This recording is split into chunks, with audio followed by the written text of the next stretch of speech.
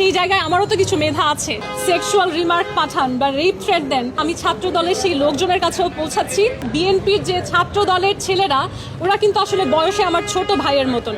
একজন বড় বোনকে আপনারা যখন আসলে এই ধরনের নোংরা সেক্সুয়াল রিমার্ক পাঠান বা রেপ থ্রেট দেন, আমার মনে হয় যে আপনারা নিজেরা একবার চিন্তা করবেন এবং নিজেরাই লজ্জিত হবেন। আমি প্রতিহিংসা রাজনীতি করি না। যদি কোনোদিন আল্লাহ আমাকে সুযোগ দেয় আমি এমপি হয়ে আসবো, আমি আসলে কখনোই প্রতিশোধ নিতে যাব না। কিন্তু আজকের এই মিডিয়ার বার্তা আমি ছাত্র দলের সেই লোকজনের কাছেও পৌঁছাচ্ছি। আপনারাও প্লিজ নিজের মনে করবেন যে আমি কিন্তু আসলে বয়সে আপনাদের বড় বোন। নিজের আপন বোনকে কি আপনারা এমন একটা থ্রেট দিতে পারতেন না? চলেন আমরা ঢাকা আটকে নারী বান্ধব করি।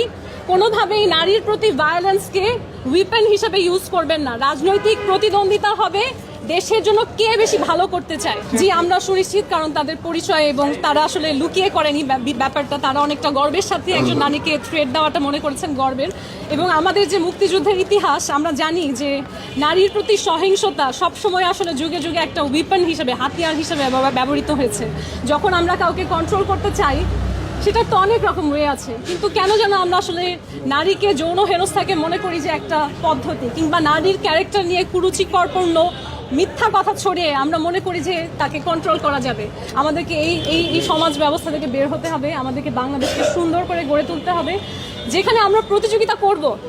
আমি চাই আমার প্রার্থী যারা আছে, আমরা প্রতিযোগিতা করব, আমরা বলবো যে আমি দেশের জন্য বেটার করতে পারি, এই কাজগুলো আমি করব। আমি চাই পাটোয়ারি সাহেব আসবে, বলবে মেঘনা আলমের চেয়েও আমি এই কাজ বেটার করব, এই আমার পদ্ধতি, এই আমার রিসোর্সেস। আমি চাই মির্জা আব্বাস সাহেব আসবেন এবং আমাদেরকে ছোট করে কথা বলবেন না। তিনি বলবেন যে আচ্ছা, আমার এই অভিজ্ঞতা থেকে এই কাজগুলো আমি বেটার করতে পারি। এমনও হতে পারে আমরা তিনজন যদি একসাথে কাজ করি, সেটা আমার দেশের জন্য আরও ভালো হবে।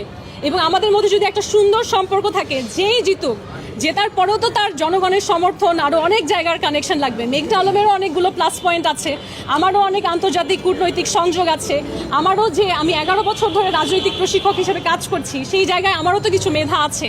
আমি যে একটা বিশাল দল গঠন করেছি আইনজীবীদেরকে নিয়ে, মানুষকে বিনামূল্যে আইনি সহায়তা দিতে চাই। কোনো নারী যদি এমন হয় হেনস্থার শিকার হয়েছে ঢাকা 8-এ এবং সে আইনের কাছে গিয়ে বিচার পায়নি, আজকে আমি ক্যামেরার সামনে কথা দিচ্ছি, এমপি মেঘনাকেও খুঁজতে হবে না, আমি নিজেই সেই নারীর পাশে থাকবো তার বিচার নিশ্চিত করার জন্য, ইনশাআল্লাহ। আমি অনেকগুলো মিডিয়ার সাক্ষাৎকারে আমাকে প্রশ্ন করা হয়েছে যে পাটোয়ারি যে মাথায় টুপি পরে বের হচ্ছে, এটা নিয়ে আমার অনুভূতি কী, কিংবা অনেক নারী মাথায় ঘোমটা দিচ্ছে নির্বাচনের জন্য, আমার অনুভূতি কী। তখন আমি তাদেরকে বলেছি যে আসলে মানুষের জীবনে অনেকগুলো স্টেজ থাকে। পোশাকটা হচ্ছে মানুষের একটা ব্যক্তিগত চয়েস।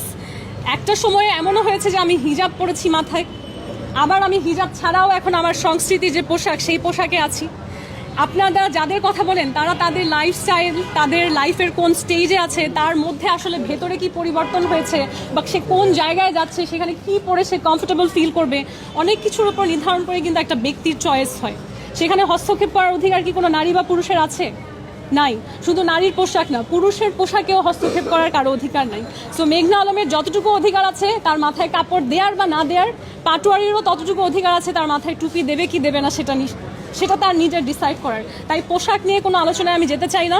আমি যেটা বলবো সেটা হচ্ছে ঢাকা 8 আসনে এই যে একটা মানুষের ওপর ডিম নিক্ষেপ করা হয়েছে, আজকে যদি মেঘনা আলম ক্ষমতায় থাকে, ঢাকা 8 আসন যদি আসলে তার কন্ট্রোলে থাকে, এরকম কোনো ঘটনা ভবিষ্যতে কোনো রাজনীতিবিদের সাথে হবার কোনো